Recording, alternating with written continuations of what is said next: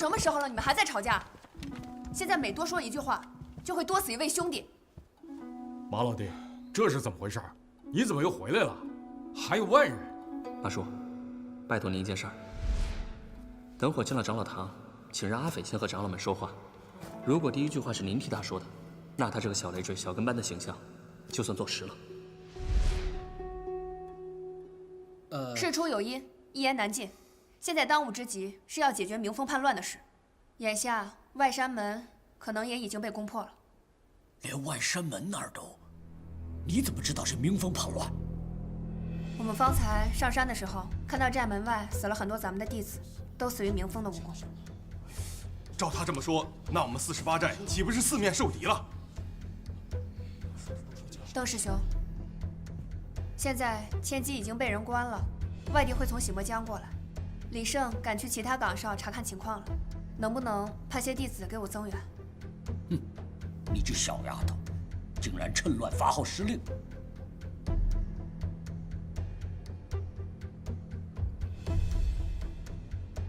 云霄何在？在。传我令，备用岗哨即刻启用，加派人手防御。其余的人马上到长老堂集合，准备探查洗墨江。如果遇到任何情况，立刻发射哨箭。是。来不来得及，那要看来者的实力了。说话的时候要板上钉钉，要先对自己的话深信不疑，才能打动别人。抓住最开始的状态以后，不要一味的步步紧逼，得张弛有度。记住，自己是晚辈，是来解决问题的，不是来闹事的。二位长老，张师伯、赵师伯，方才侄女因为一时心急乱了分寸，请两位师伯见谅。罢了罢了，我倒要看看他们这群吃里扒外的东西，到底能召集一些什么妖魔鬼怪。那如果到了长老堂，大家都各司其职，团结一致的话，怎么办呢？你娘留下长老堂，肯定有让他们相互制衡的意思，因此各个击破，合纵连横才是关键。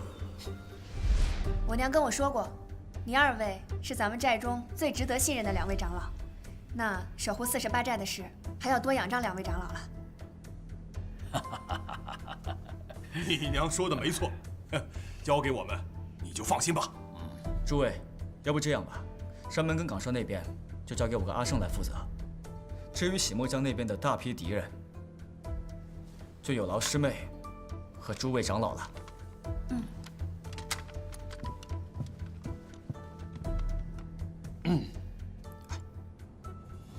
最后那招阿谀奉承，我可没有教你啊，不错呀，果然有慧根。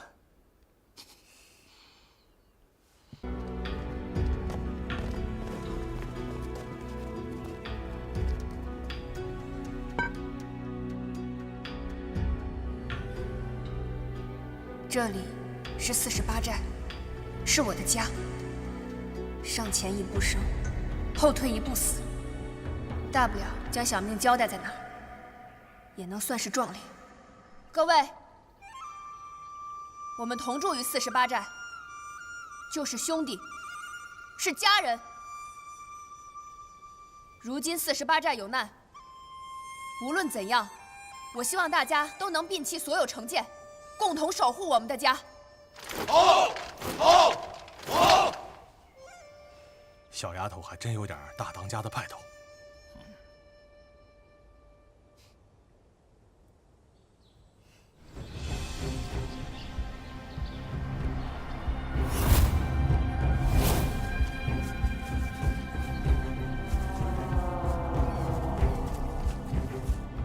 阿言，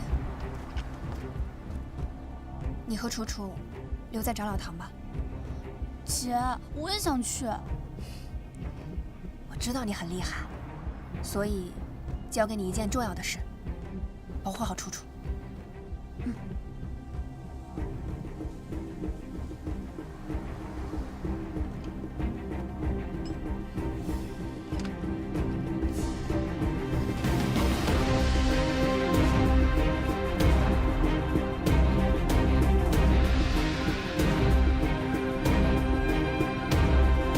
出发！有人跟着我的路线走。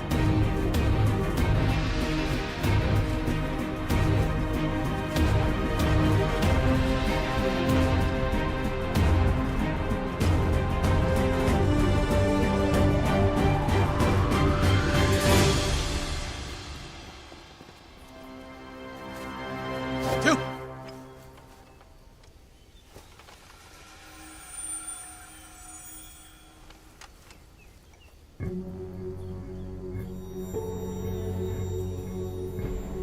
走。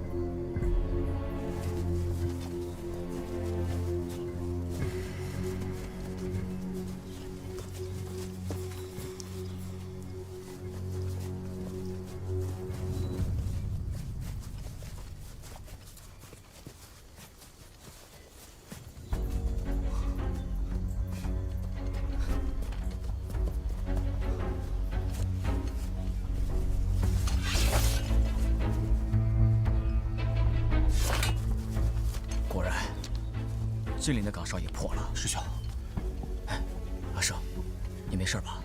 我没事。那边还是不停的有黑衣人进入，看他们的服饰，应该就是地煞的人。千机线的位置变化莫测，而且非常隐蔽，为何地煞的人会如此轻易的绕过？看来是明风楼跟他们有了串通，提前让他们知道了千机线的位置。他们要从此处进入，应该是想以突击小队的形式直达48寨的中心地段。如果一旦成功了，再配合洗墨江处上来的人，便形成了包围之势。师兄，我有个办法。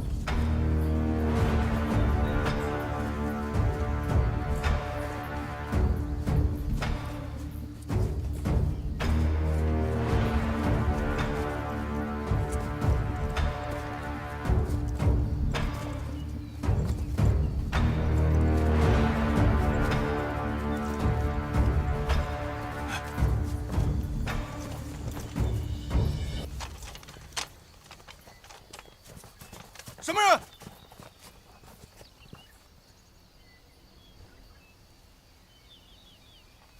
是地煞。你认识？不是。清风徐来者多半是古天贤，地煞中的巨豹。地煞人数不多，对阵48寨的高手们胜算不大。古天贤好不容易逮了一个大当家不在的时机，绝不会打一场没有把握的仗。莫非他们留有后手？嘿，管他有什么后手，带老夫冲上去，一枪穿了他，烤熟了给大家下酒！哈哈哈哈哈！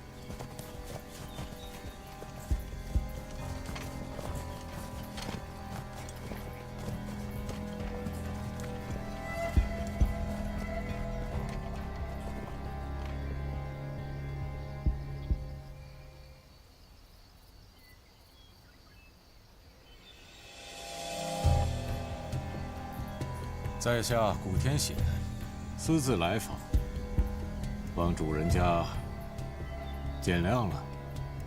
原来是地煞巨豹。今天是你自己送上门，我们要替武林除害。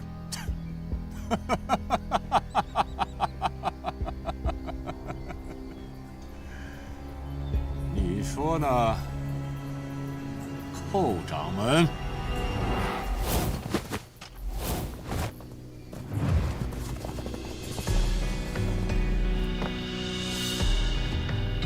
寇丹，你个欺师灭祖的贱人！诸位有所不知，本门规矩，以前的新楼主想要上位，就要杀掉老楼主来立威风。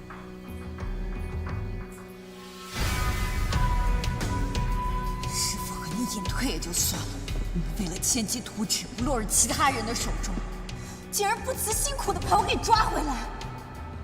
你要走，你就走，我绝不拦你。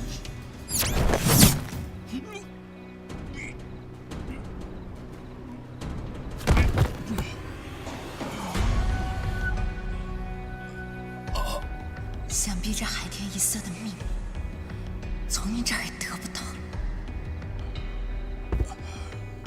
我师叔是寿终正寝的，比起那些前辈们，小女子已经是很没有出息了。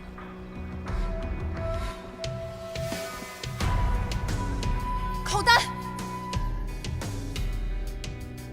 哼！48寨收留你们，给你们庇护，你还吃里扒外。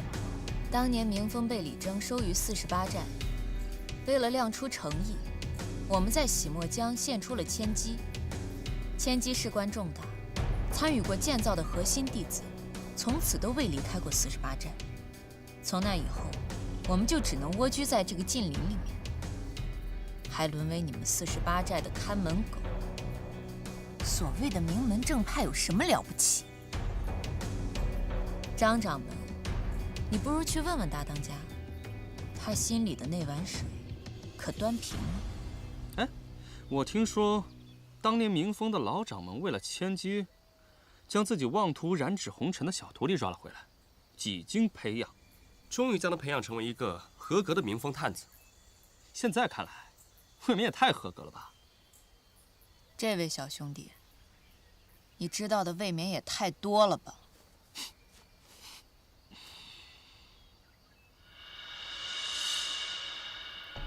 我问你，于老人呢？阿飞，别冲动。口袋交给我。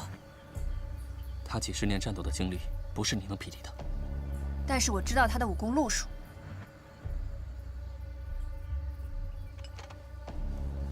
废话不说了，明风楼从此脱离48寨。我想要的东西，恐怕李大当家也不会给。那我只好多扣几个人质，和他来谈笔交易了。周斐，你现在回来的正好。慢着，哼，有老夫在，还轮不到你们几个小辈出手。你们给我看着，看老夫怎么教训他！贱人，好大的口气！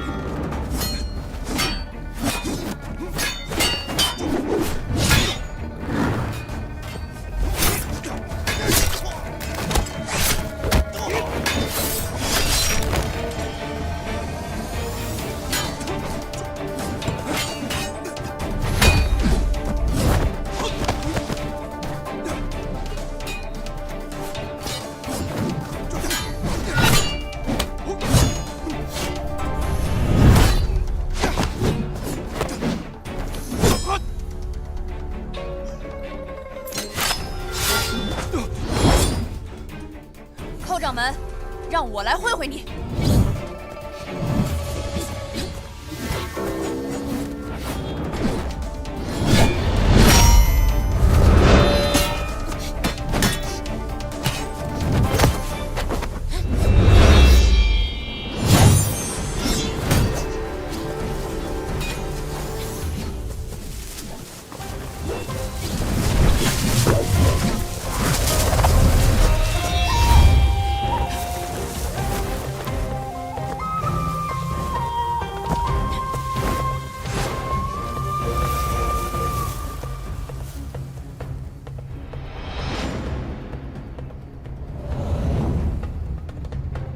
周飞，我倒是没领教过你破血刀的厉害，现在就让你领教一下，有意思。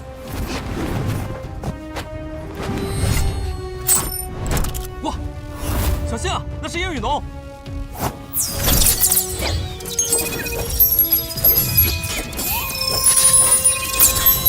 哎，你反应够快的嘛，那小针就烟雨浓了。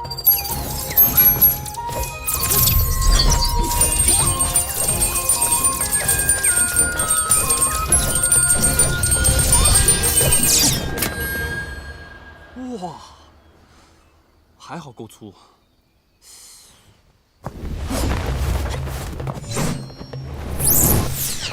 小心那钩子！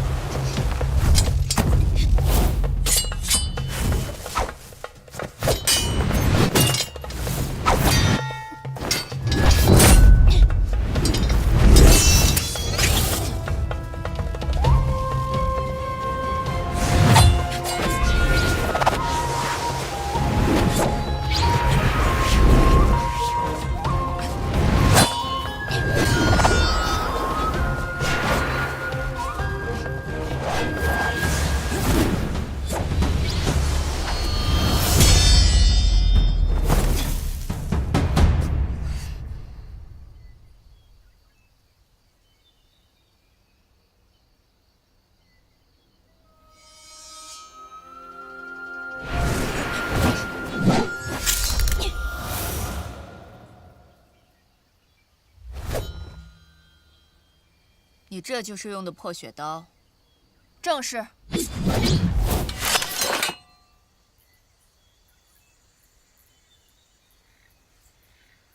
费姑娘，这武功好生了得啊！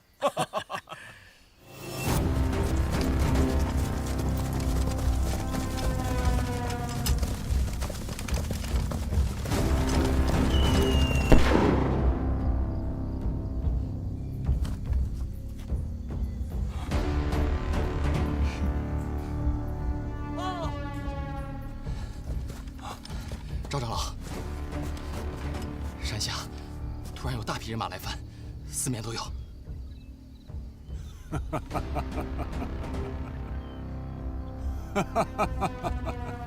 千中南刀两派的高手，在下都亲眼见识过了，今日便也算是不虚此行。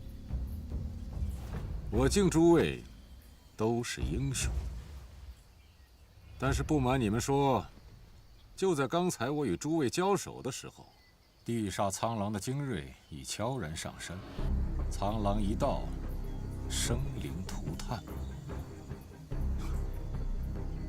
但是我古某呢，实在不愿做无谓的牺牲。咱们不妨坐下来，太太平平地把话说明白了，化干戈为玉帛，这岂不是好事一桩吗？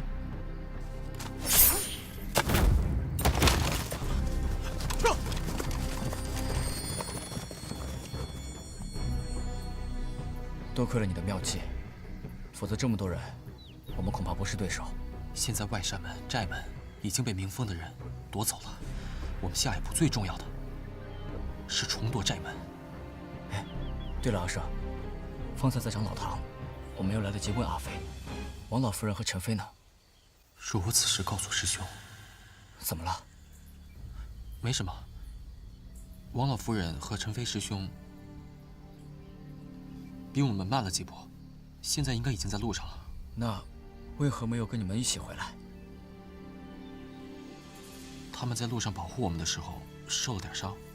伤哪了？严重吗？不严重。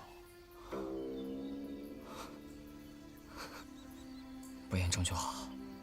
现在来不及了，我们去寨门吧。我们一定要保护好寨子，只有这样，老夫人和陈飞才能安全回来。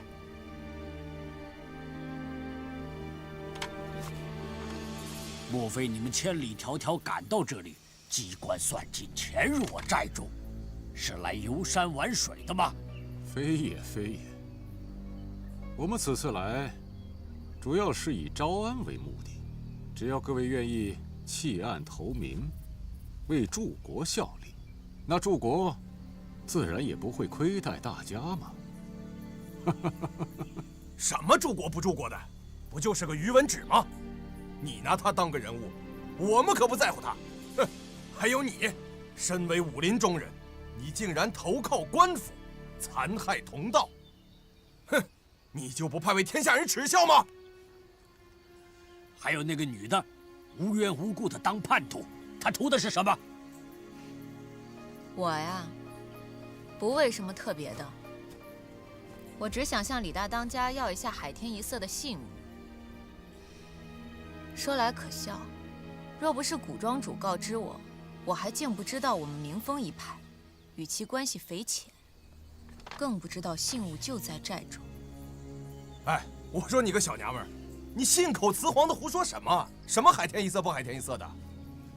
当年明风楼为了隐藏海天一色，老楼主派于老亲自出马，但他也因此中了我地煞连甚的透骨青之毒。这透骨青乃是天下8大奇毒之一，这个老不死的本应该活不成了，但是老楼主为了给他续命，带他隐藏进了48寨。这个老东西，没想到他竟然活到了须发皆白。若不杀他，他还不肯死了。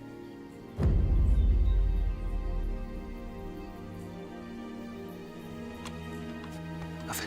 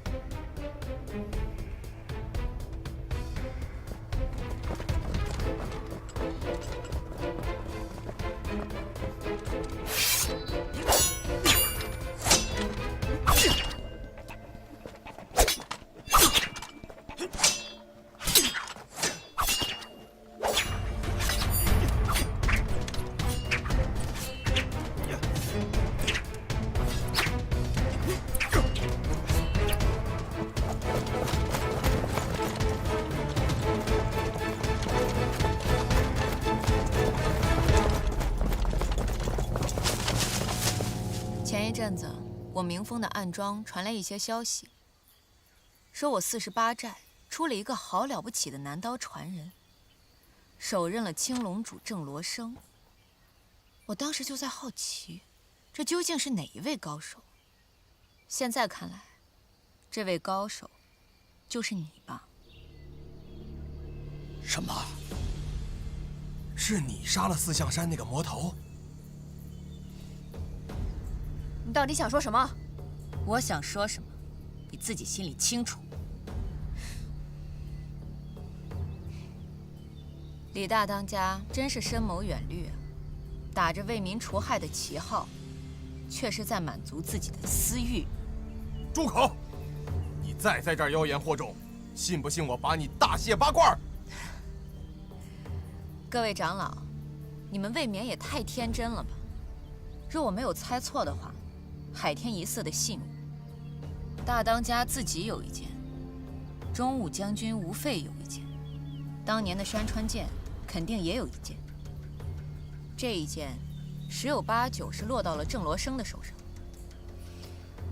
大当家抢先派人迎回了吴氏遗孤，又随便找了个名目，将自己的亲闺女派出去，找到郑罗生，杀人立威两不误。眼下，大当家肯定是3件信物俱全，说不定已经找到更多的，真是好手段。一派胡言！有没有胡言？你回去问问就知道。这时辰差不多了，咱们山下的大部队应该马上就要攻上来了。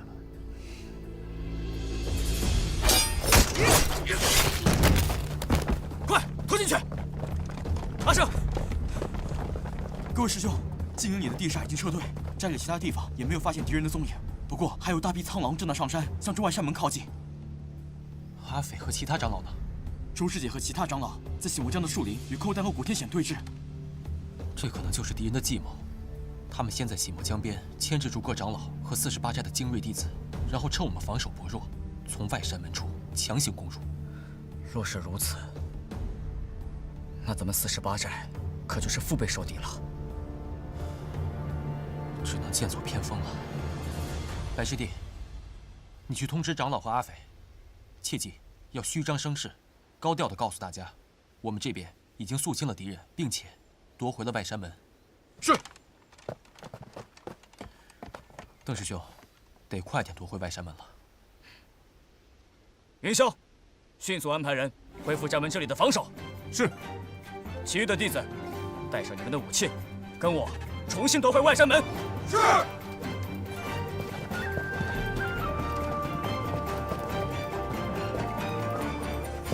诸位到底是想死还是想活呢？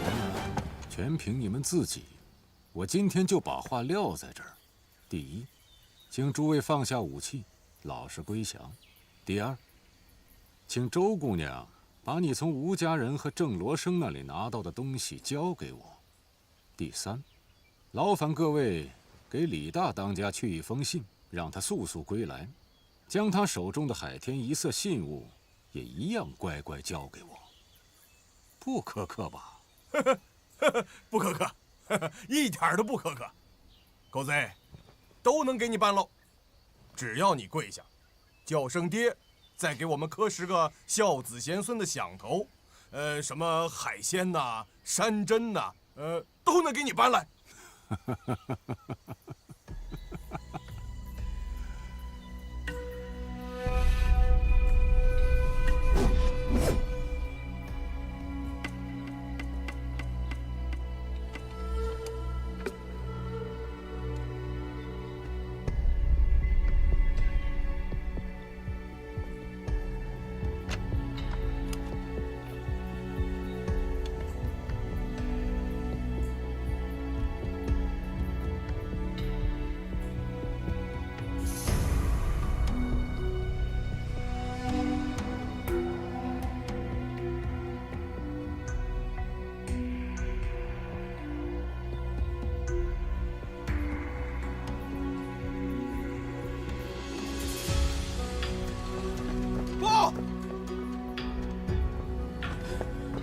报告各位长老，禁营已布防好，那里的地煞已被诛杀。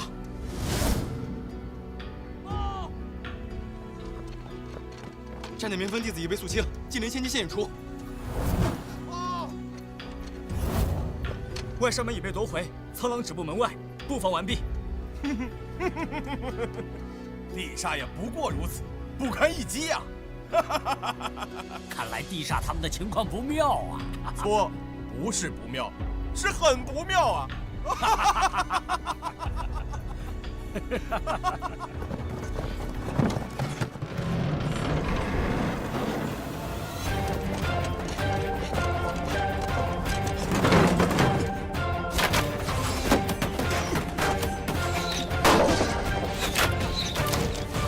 放箭！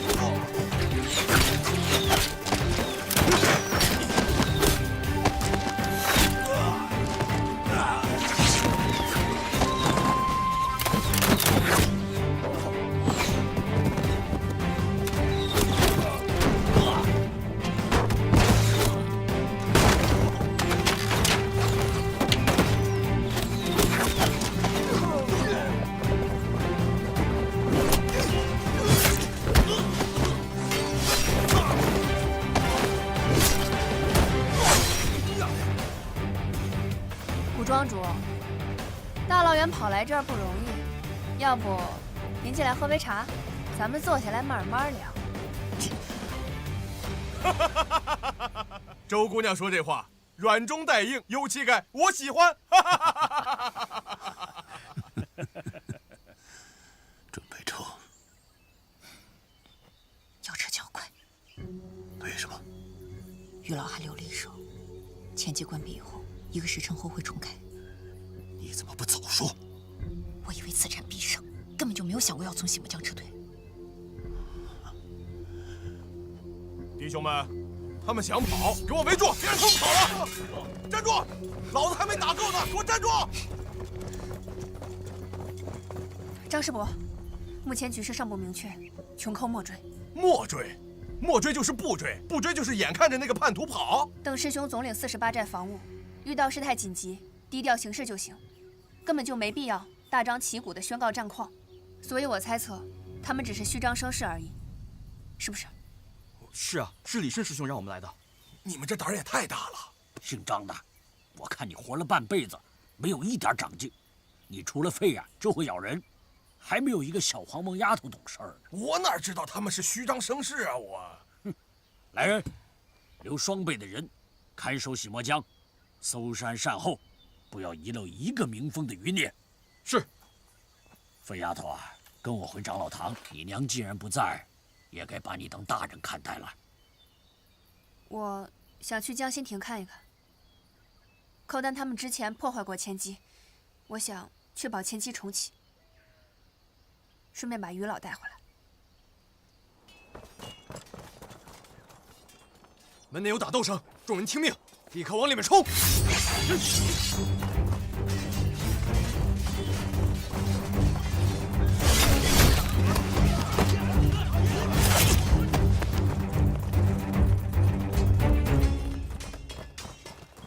关门！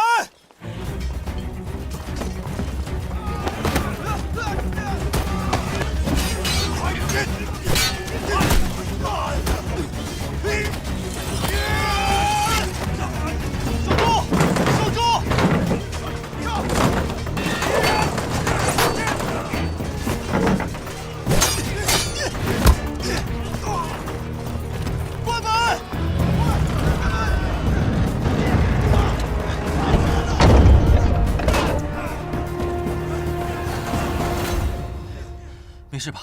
没事，门已经关上了，现在怎么办？重新布防，守好外山门。他们里应外合，里边的人知道外面的人被我们清退了，应该暂时不会轻举妄动了。这样吧，阿胜，这里就交给我了。你带着受伤的弟子赶紧去疗伤，以防他们偷袭。好。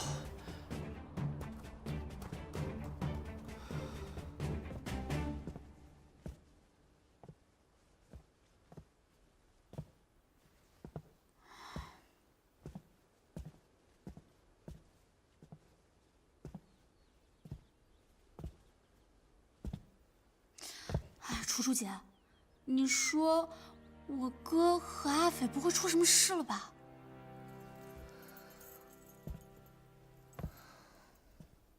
阿言，你知道受伤的弟子被安置在哪儿吗？他们好像在那个伤员区。那你快带我去，我会一些医术，应该能帮上忙。可是阿斐不是让我们待在这儿吗？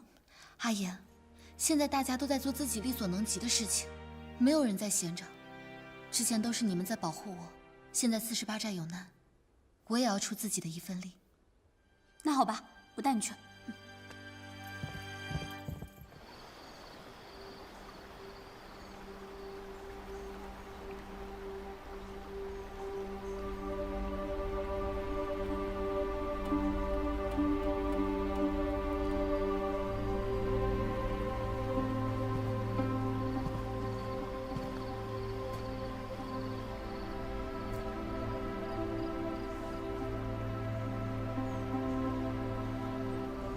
阿飞，生死无常，各安天命。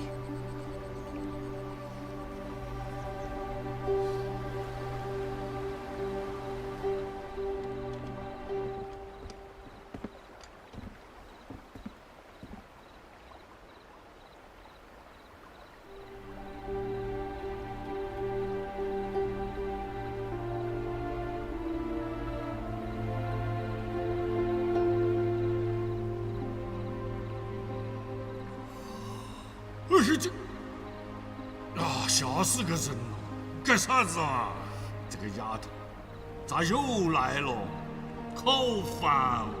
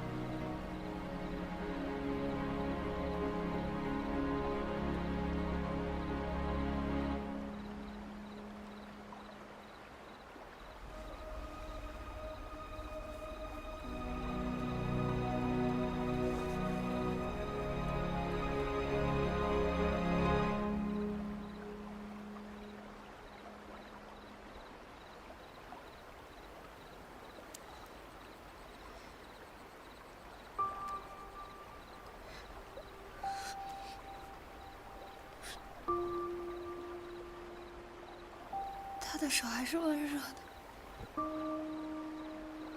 或许还有救。快去找人来救他！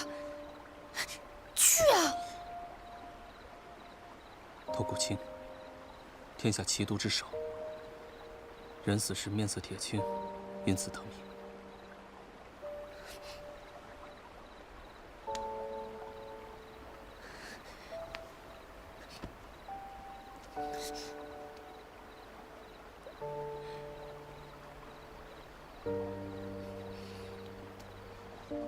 跟我说这些干什么？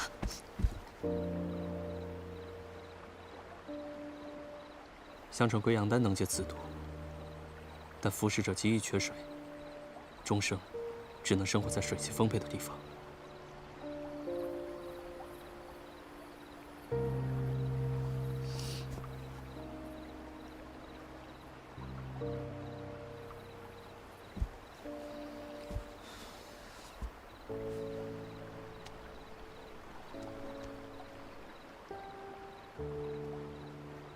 所以呢？顾二人死后，短时间你会发现他的手还是热的。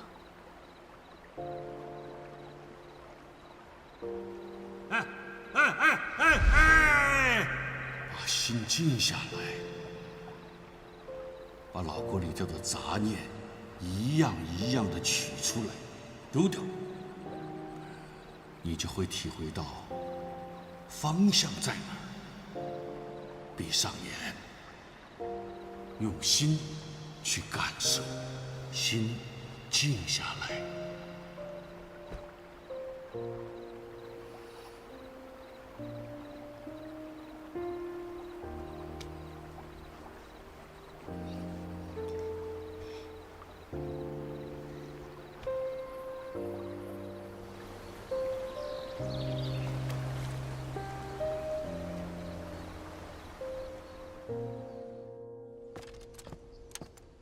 报告庄主，山上传来战报，民风渗透失败，正与古庄主一同下山。48寨的外山门和寨门均已被夺回。下去吧。是。庄主，现在该如何是好？莫急。面对48寨此等强敌，我岂能不留后招呢？况且，我们还有柱国助阵。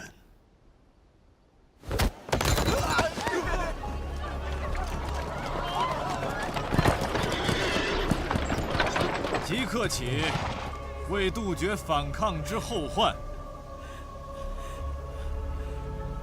无论男女老弱，所有人一并给我关起来！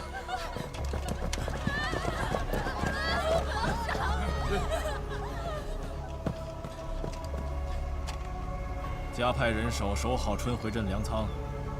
另外，让每家每户的粮食必须全部上交，1粒米也不能留给48寨。是，你们几个给我挨家挨户的搜。是。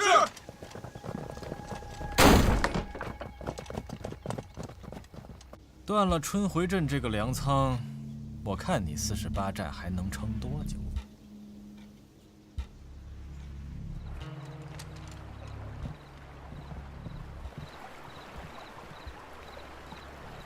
前期果然出了问题。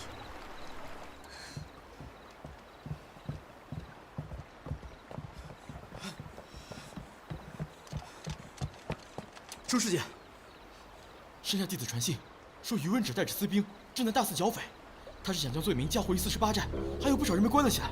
剿匪？这场都是老百姓，剿哪门子匪？果不其然，看来他们没有那么容易罢休。地煞联合了余文轸的私兵，这次他们肯定是做了充足的准备，看来必有恶战。事态严重，师姐是否要传信于大当家，让他尽快回寨？我连我娘现在在哪儿都不知道，更别说传信了。地煞如今联合了余文轸的人来攻打48寨，消息自然不胫而走，很快便会传到大当家的耳朵里。阿飞，时间紧迫，你先重开千机阵，保证48寨的安全，然后我们再和大家商量对策。白师弟，你现在去召集大家，去长老堂集合，待我重开千机，便与大家会合。是。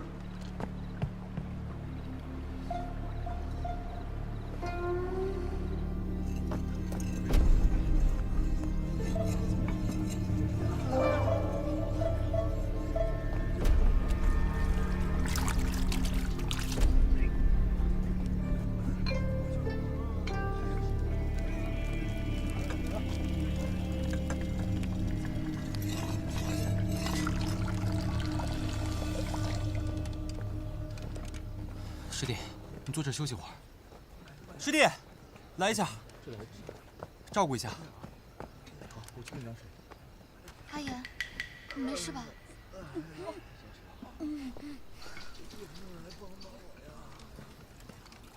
楚楚姑娘，阿言怎么了？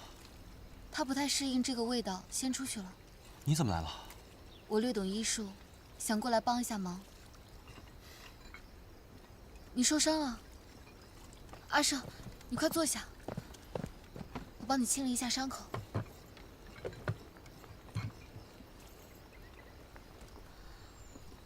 我没事，这应该是别人的血。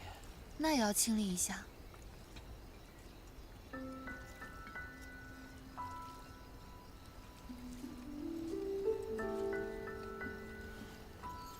对不起，我原以为回到48寨就安全了，没想到会这样。你别这么说，这不是你的错。在华容的时候，阿斐替我杀了裘天青，可是也解不掉我心头的恨。我知道，害我父母双亡的，不是他一个人，而是整个地煞。现在48寨又这样了，我永远不会原谅他们。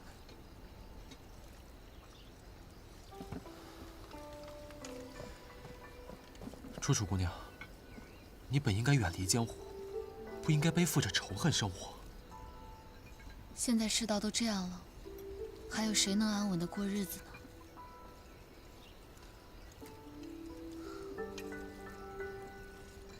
阿斐跟我说过，事情来了不要怕，交代比命重要。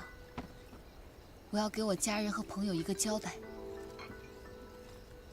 也要给我自己一个交代。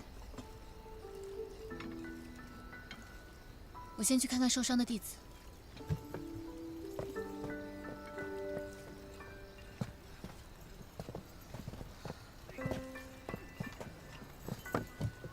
我帮你检查一下。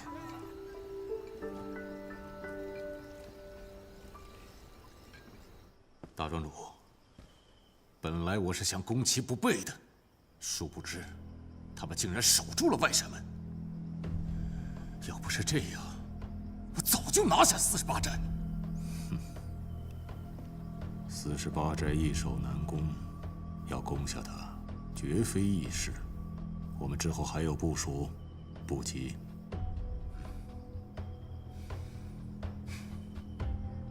还有你，寇掌门，千机竟然未被完全破坏，还会在1个时辰之后重开。我也没想到那老头还留了一手。千机被破坏了，居然还能勉强运作。这也不能完全怪他。若是有人能够准时带着士兵上山会合，我们不就一鼓作气拿下48寨了吗？沈庄主，你何尝不是过于激进？我的兵未到，你就急于进攻，现在岂不打草惊蛇了吗？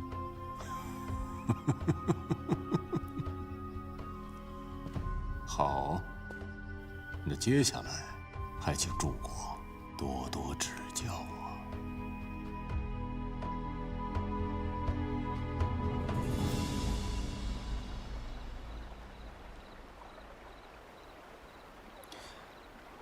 集中精神，想象此刻若是于老站在这儿，他会怎么干？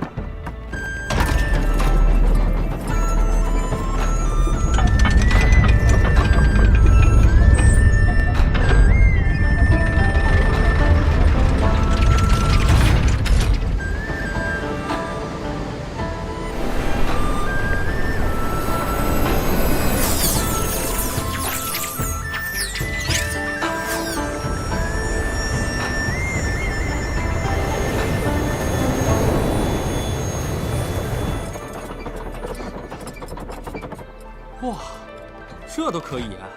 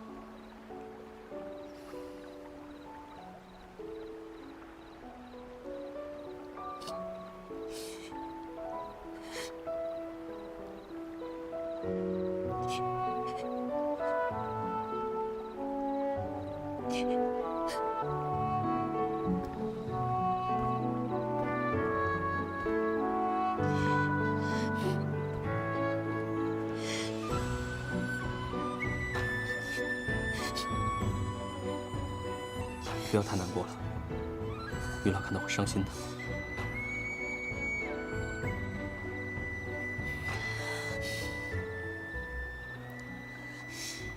大祭司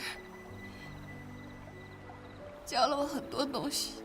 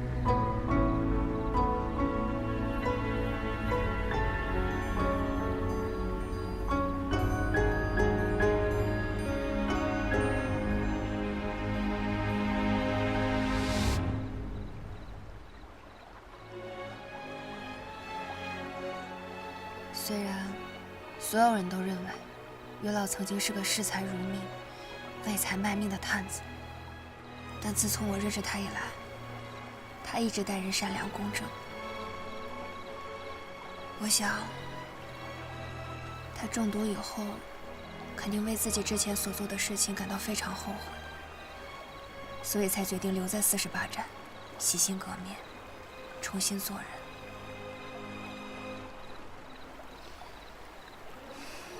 这千机阵是他守了一辈子的东西，只要千机在，他肯定还在。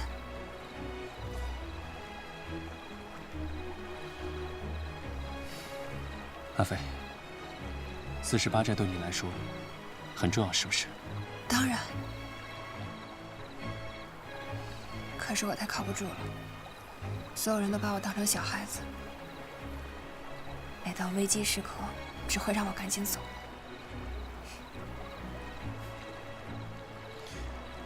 当你长大成人以后，所有扶着你的手都会慢慢离开，你得自己经历无数的坎坷。你觉得你的命运悬在刀尖上，每时每刻都不能松懈，但你可知道，这已经是世上最大的幸运了。你手握利器，只要刀尖向前，就能披荆斩棘，无处不可去。这还不够幸运吗？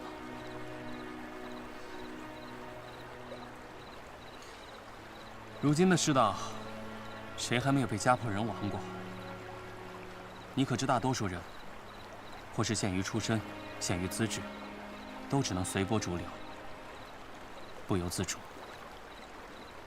但你还有选择的余地。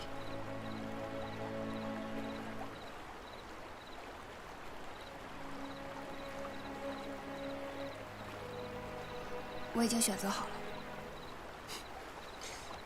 这位英雄，只要看着前面，看着活人，看生命。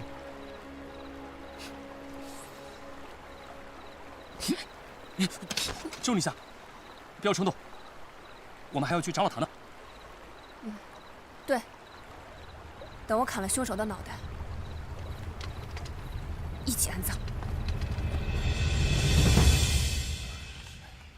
现在我们必须要多加派人手，守护好每一个岗哨。虽然地煞和于文止在镇上有大动作，但那有可能是一个诱饵，所以我们现在应该要以不变应万变才是。哎，才是什么呀？我就烦听你这个以不变应万变。现在人家把营寨都扎到我们山脚下了，就在我们鼻子底下，我们却按兵不动，躲在山寨里做缩头乌龟。你说谁是缩头乌龟？说你。现在敌人情况不明，冲动的行为只会造成更大的损失。没胆量就是没胆量，找什么借口？两位师伯，吵架无济于事，解决不了问题啊。好了，不跟你闹了啊！别生气啊！咱们静下心来啊，好好研究研究怎么应对。我看地煞和于文止围攻春回镇，其背后的目的不简单。照你这么说，这春回镇对于我们48寨来说，也就是一个通信来往的通道。再有重要的就是输送粮草。粮草？难道他们是想断了我们48寨的粮草，让我们无法补给？那我们就麻烦大了。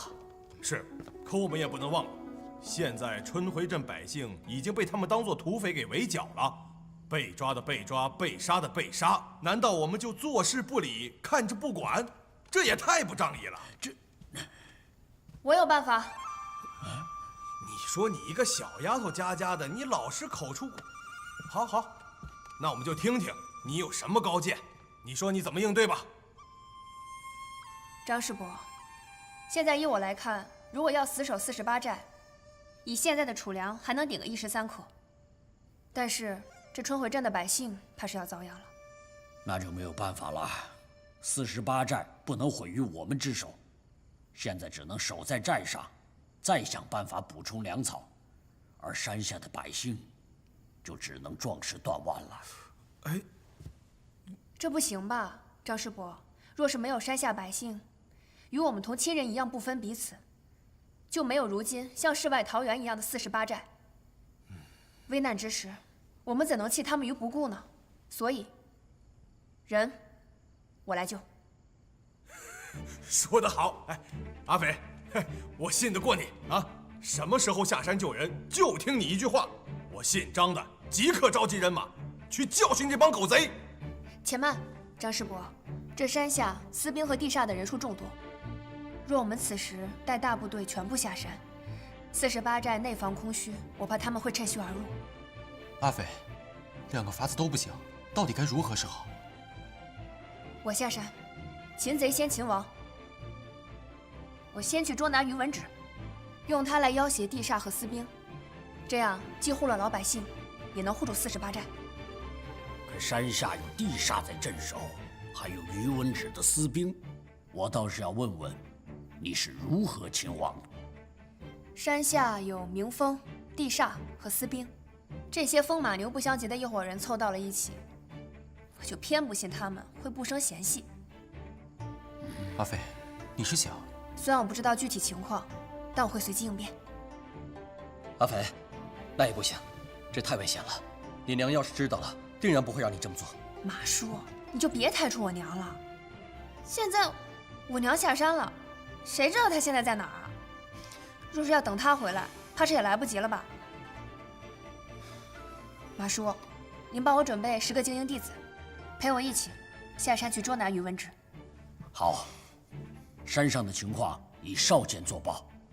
行，那我们按计划行事。诸位，多保重。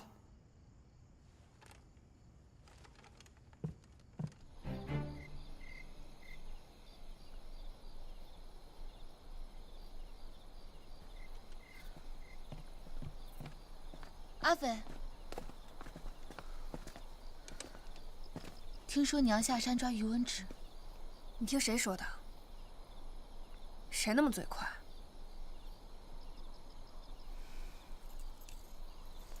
这个东西给你。楚楚，这是你身上这么宝贵的东西，我此次下山，有可能有去无回，留在我身上也许更危险。阿斐，这个东西是宝贵，可是要是你都回不来了，48寨也保不住了，这个锁就更不安全了。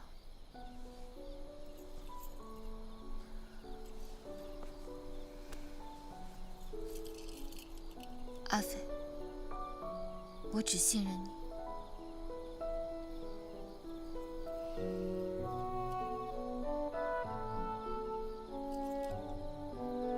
放心，此生不负。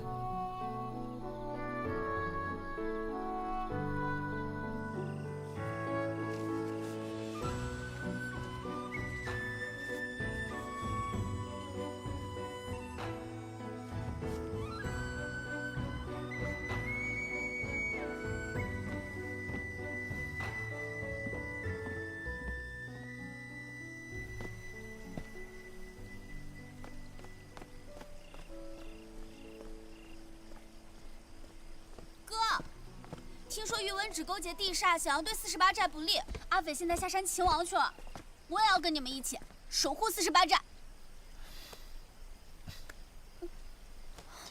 别闹了。你是不是又想劝我不要去啊？不是，这次呢，我有一个更重要的秘密任务要交给你。秘密任务？你还记得常跟阿斐下山跑去玩的那条小路吗？就是他带我们回来那条。你从那条小路把这封信交给临近寒水镇的暗庄，让他们送给姑父。我已经在信中简要说明了寨中情况，相信姑父收到之后就会立刻出兵支援。送信这种小事为什么要交给我呀？交给别人不就好了吗？我要跟你一起布防。阿言，此事非同小可，我必须要交给信得过的人。48寨命悬一线，能不能活下来，就看你了。所有人都在为了寨子殊死搏斗着。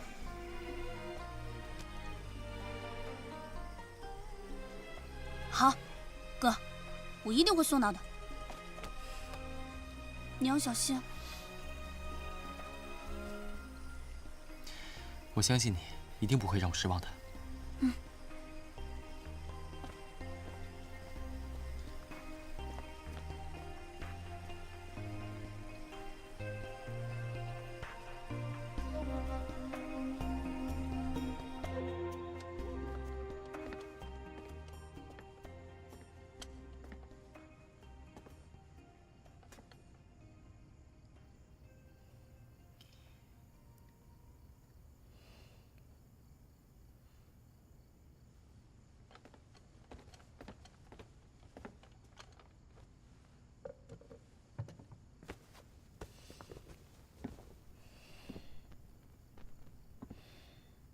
3米，这一条是房子，再往北边走。3米，往下。哎，周密洛，你说你连东南西北都分不清，到了春晖镇，能找到余文芷吗？你给我一晚上的钻研时间，我就不信看不出个所以然来。还是我陪你一起去吧，这回我保证不多话。哎，不用谢我，大不了以身相许嘛。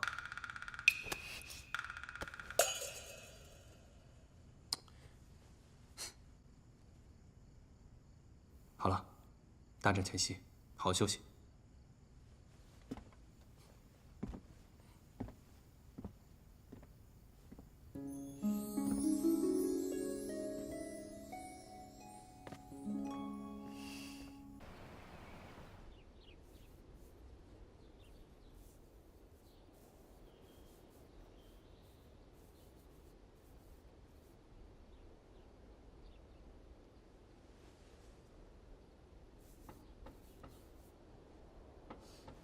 阿斐啊！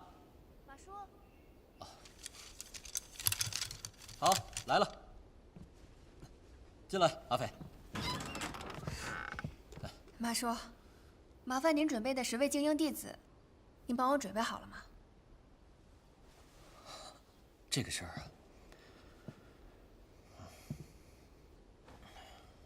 哼，阿斐，你真的想清楚了？我想清楚了。马叔，我知道你是为我好，但我现在也已经不是个小姑娘了。其实，我还能干点事儿。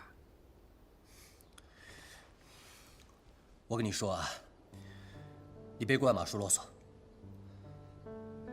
这很多智勇双全的人啊，就跟我们小阿斐一样，他们很多时候呢都会陷于孤勇二字，最后啊。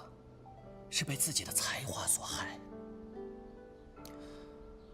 马叔是看着你长大的，马叔不想看到你也有那样的下场啊，懂不懂？懂。但凡孤勇之人，虽九死一生，但也未必都能死得其所。我不是那样的人，而且我也不一定会死，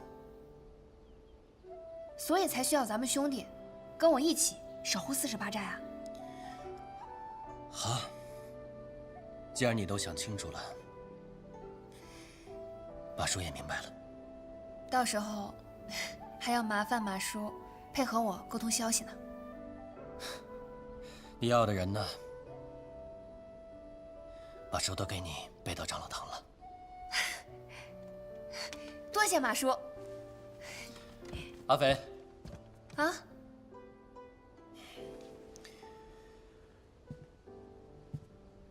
还有一件事情，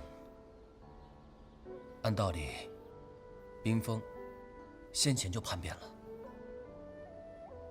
我是觉得，这涉及朝廷，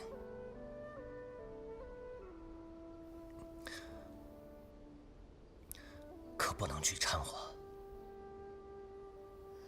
好，我知道了。